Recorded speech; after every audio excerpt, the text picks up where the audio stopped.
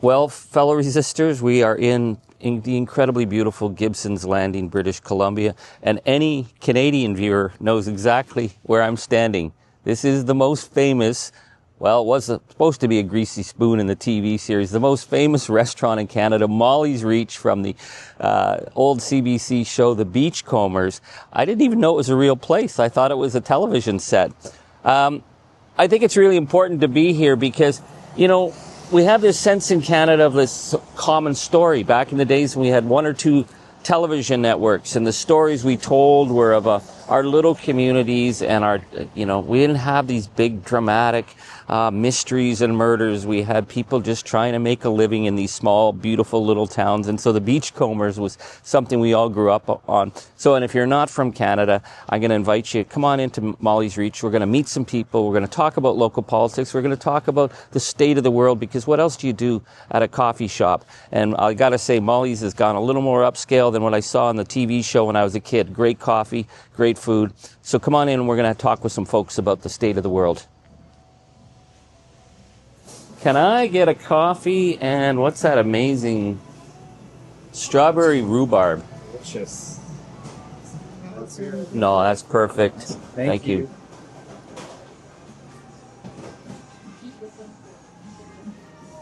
Maybe it's too late. Oh, maybe I'll invite him over. Yeah. Okay, okay. Here's to Molly's Beach. Hello, Roger. Meidas Canada. Oh my God, look who's coming over. Roger.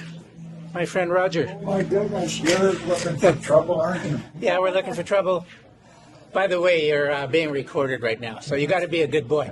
Oh, okay, I'll be trying to behave myself. Roger. Roger's a longtime activist. Remind me the union's name. I can never remember it. Hi, Meidas Canada. it's you when I saw the picture taken going on outside. Libby Davies. Libby Davies, wow. Yeah. All kinds of Liz Marshall. Hi. And so you were in the union? I was a federal government radio operator many years ago, and I went up through the ranks from being a radio operator to Ottawa Transport Canada headquarters, and then I eventually became the president of the Radio Operators Union, which was a small breakaway union, what they called in the public service those days a bandit union. You were a bandit union? Yeah, we were a part of the Public Service Alliance, but the radio operators are a pretty independent bunch. I bet. And we decided that we would break away and start our own outfit. We didn't pull it off until the 80s. We had the own national communication systems, like we could communicate coast to coast and north to south. And that was the reason we could pull off something like breaking away from a bigger union. And Bill has a problem with me because I'm always telling him I'm further left, too far left for the NDP. Oh, are you too far left for us? That's okay. Yeah. You'll never. We're doing the Meidas Canada network, and you'll never be too far left for us. Yeah, well, that's why Bill probably thought it would be okay to invite me over. I mean, they normally get my vote unless I am too unhappy and I have a Marxist-Leninist candidate or something to vote for. But that's the story. Anyway, I'll shut up for a while and let you guys talk. Thank you. So anyways, what we're doing here, Meidas Canada, we are at the most famous place. We're at Molly's Reach. I mean, I'm sitting here with the ghost of Relic right behind me, here, the skeleton of Relic. So this is where we grew up watching the TV show that came out of here. And so the Beachcombers, yeah. So we're just going to sit around and talk about some of the issues here, because in every community where we go, we learn about the history, we learn about the politics, and we learn about the acts of resistance, and we celebrate the resistors who are holding the line, not just against the threat that's coming across the border, but holding the line for what our values are as a nation, because we can't give that up right now, not in this toxic world of disinformation, and we're not going to give it up to the rising right wing. And right beside me is one of my mentors, Libby Davies. Hey, Charlie.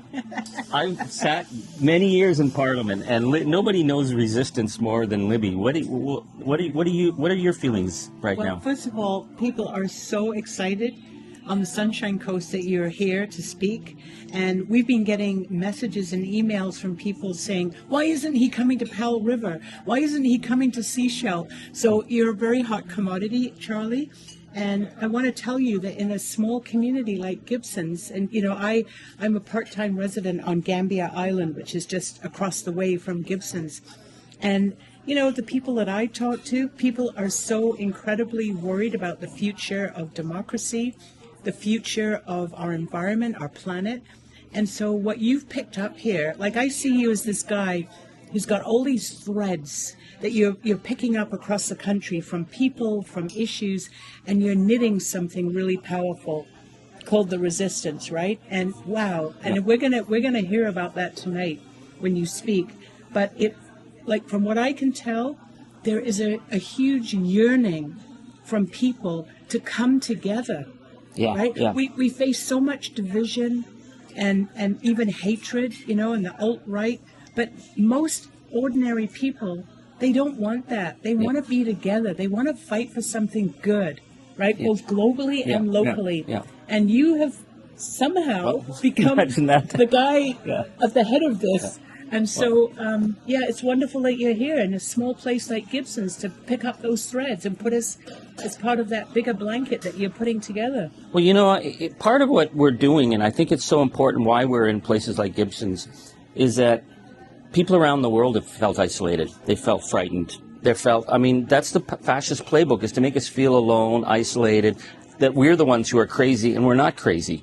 And we're getting the message from people around the world that they're looking to us at this time because we get what it means to be community in Canada. I mean, is there something you think that's special here in terms of maybe we're smaller, we're more isolated, we have to count on each other to get by? I think there's a very strong sense of community in Gibsons on the Sunshine Coast. People are well connected. For example, today we have Bill Forst here, who is, 50 years you've been here? And everywhere we go, people know Bill. Liz Marshall, who's a more recent resident, a filmmaker. She's a younger generation. But, the connection that they have personifies what this community is about, that it's intergenerational, it's multifaceted, and people really, I think, are feeling a sense of despair and loss about what they see happening both in Canada and in the U.S. and globally. And people are looking for an answer. They're looking for, how do we get together on this? How do we do something that's local? So we've been having discussions, for example, that after you leave, what do we do here? Right. How do we pick up the pieces and continue a discussion? Maybe there's a group that gets formed, and we've been talking about, what would the name of such a group be? But we got to keep that sense of momentum going. Yeah. So I certainly invite Liz and Bill to join in the conversation here and offer their thoughts about what this might lead to. One of the most interesting historical characters in Gibsons was a fellow by the name of J.S. Woodsworth, John Shaver Woodsworth, who many people may know as one of the founders of the CCF, which was predecessor to the BC NDP, one of the first MPs, certainly from the CCF, became the leader of, I'm trying to remember the exact history, he was the leader of the CCF, of course, and his daughter... He was a minister, right? Yes, so in 1916, 1917, J.S. Woodsworth and his family of wife and 5 children moved to Gibsons. He was the Methodist minister in Gibsons in 1917. Friends of the Finnish population, who of course were pacifists and socialists, and I think that was a great influence on Woodsworth and vice versa. He got into discussions with them. Many of the discussions took place in the called Stonehurst, which is Heritage House in Gibsons. Again, we can see it from here. We'll maybe have a look later. So many of the discussions, political discussions that took place to precede the CCF took place in the basement of Stonehurst House in the But 17th. They put the run on him, didn't they? Yeah, and then because he was a pacifist and a socialist during the First World War, the establishment in the town were, of course, Brits who were wanting to save the homeland. And he got fired from being the Methodist minister, and Woodsworth then went on to Winnipeg and the general strike. He was one of the activists that the famous general strike of 1919, 1919. right? So the family stayed here a few years, and then they all moved off. That said, two of his children ended up living back here on the Sunshine Coast in retirement. One of his grandsons, Bob Woodsworth, still lives in Roberts Creek. Maybe we'll see him this evening. Wow, Yeah. that's wild. Yeah. But it's just interesting that very early history of the CCF and the NDP and the resistance movement, and again the Roberts Creek history. Yeah. The community's changed a lot of retired people, but as Libby was saying, there's common interests that keep us all together. We had breakfast with our mayor, Silas White, a few minutes ago. Had to leave for a meeting. The mayor was here, but the mayor has business. I'm not a politician anymore. I have to go to those meetings. Our poor mayor had breakfast, and then Silas and Silas's family also. His punk band. Yeah, and has a punk band. I mean, you got to come here, folks. And his family run this great publishing house as well. So this is another reason to come to this beautiful community. So, yeah. Yeah, Liz kind of represents people who are a little bit newer to the coast, though your mother's lived here for quite a while now, I think, hasn't she? Young professional. Young? You're still young. Young professional filmmaker. Fairly typical of a lot of professional artists and creative people who now live on the coast. Be referred to as young. Yeah. That works for me. Go for it. Well, it was very important to me to do my research and connect with the First Peoples of this place. And there's a tremendous solidarity movement. It's very unique to the Sunshine Coast, the Squamish and Shishalt peoples. It's a beautiful solidarity movement between the nation, which is Canada's first self-governing sovereign Indigenous nation of Turtle Island.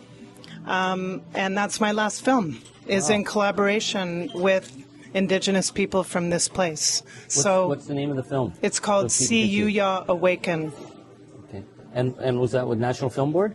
No, that was Independent? with TELUS. Okay, tell us. Yeah, and You're Knowledge working- Network, and yeah. You're working on a new film on AI. Well, it's not financed yet, Okay. but Okay, let's just. But we were can talking discuss about it. AI. I want to, because I think we there's so many issues and threats out there, and AI is something it's coming like a storm. yeah, And- it's existential. Yeah. It is a massive issue, and something that we need to be far more deeply aware of. It has so many layers to it in terms of its issues. The dystopian themes that, are Orwellian or whatever, or Octavia Butler, are things that we need to be very conscious and aware of. But AI also has a huge water footprint and environmental footprint, and that's something that I'm exploring in this new film as well. The thing about AI that I find incredibly sort of haunting or daunting is that it's become very quickly a tool to accelerate militarization in all of its forms. Data surveillance, all these big tech companies are invested in the American military, are contracted by the American military, which is, AI is also, it's like next-gen warfare. Yeah. And they test on the Palestinians. That's a fact. So it's very scary, and yet the world is kind of seduced and kind of in awe. There's this sense of wonder and fascination with all the cool things that it can do, which are sort of mind-bending, without an awareness, a realization, an education about all of these other ramifications and realities. And I think that is really And when you mention these things to people that love AI and that are leaning into it for everything, because it is pervasive, they sort of say, well, that's very doom and gloom. You should embrace technological expansion as something that is just inevitable and part of the human experience. But how can we do that without critical thinking and being more conscious, more aware of actually what it represents? Right? It's also replacing human labor. There's so many human rights issues at stake. And then, as we were just sort of briefly touching on, there's an environmental water footprint that is enormous. And that's what my new film is about. I can't wait. So you're gonna close this off? Well, I'm going to say my thoughts before I exit the table here. Mine aren't on AI. Mine are more of I kind of take a big view of things, or the larger view, and my concerns about Canada, which are in concert, I think, with yours, are that there doesn't seem to be anybody who wants to take charge that has any kind of a vision for the country. I think that's really missing. Like, we're not hearing about what we're doing with our education system to move the country ahead. We're not dealing with what we're doing in housing to move the nation ahead. We're not dealing with any of these things. And there's nobody assuming the mantle of leadership to try to represent those kind of interests in the country. And that's a big concern of mine. And the other thing is the increase in corporate power is such that now the world is run by corporations. It's not really run by governments. And I think that's pretty dangerous. I'm not sure that any government can grab control of it, but they should at least be aware of who's running things now. I don't think that it's the flag that matters anymore. It's the corporation and who they are and what their demands are. And we're seeing that to the south of us right now. You end up with a system. My definition of fascism has always been it's a combination of government and industry organized with the people as an afterthought, and I see that's what's happening. And I think what we need is a leader with some vision that outlines what's happening and proposes a few things of how we could combat that. And those are my final thoughts of as a Gibson citizen this morning. Back to you. Well, I think you pretty much nailed it. So we're going to be traveling around Gibsons. We're going to be traveling around BC. And this is the question. Where is this vision for Canada? Because nation building isn't building another pipeline. Nation building is making sure that people aren't living on the streets, and that we are a truly democratic country. We're all together, we can all support it, not just one region of Canada supports this and one supports that, and all you do is advocate on behalf of what part of Canada you happen to be from. That's not a vision. Yeah.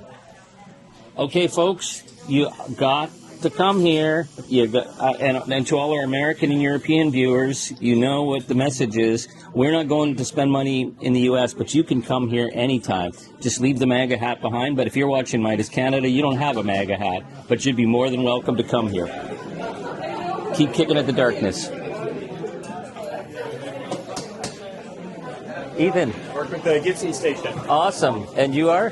Gladness. How are you? I'm good, thank you. How are you? Good. That's a great name. Thank you. That's a lot better than sadness.